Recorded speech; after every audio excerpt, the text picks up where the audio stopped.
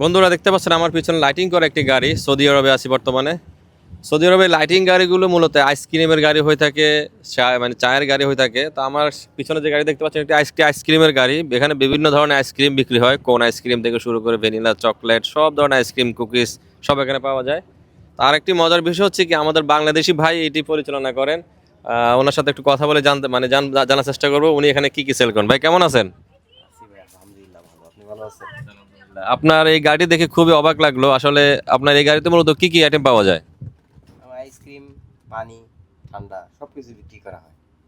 কি কি আইসক্রিম মূলত পাওয়া যায় আপনার এখানে? এই জায়গায় স্ট্রবেরি, চকলেট, ভ্যানিলিয়া, তারপর আরো অনেক আইটেম আছে। দুধ, আচ্ছা আচ্ছা, এখানে দেখতে পাচ্ছি অনেক বিস্কিট আইটেম আছে। এগুলো দিয়ে কি করা হয় মূলত? এগুলো বিক্রি করা হয় আচ্ছা, এমনিতে বিক্রি করেন? আচ্ছা আচ্ছা, তো এটা কি আপনার নিজস্ব না? নিজস্ব।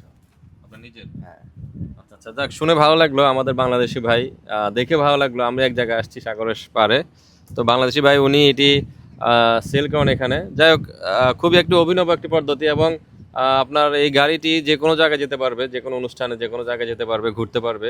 তা আপনিও এখান থেকে এসে কিনতে পারবেন। তো এই গাড়িতে আসলে অনেক খেলনাও আছে ভাই। এই খেলনাগুলো বিক্রি করেন এখানে, যারা সাগর পাশে বাচ্চারা আসে খেলাধুলা করে, সেই খেলনাগুলো এখানে সেল করা হয়। তো এই গাড়িগুলো দেখে আসলে ভালোই লাগলো। তো ভাই ভালো থাকবেন, ধন্যবাদ। হ্যাঁ, দেখতে পাচ্ছেন আপনারা আছি সাগরের সামনে।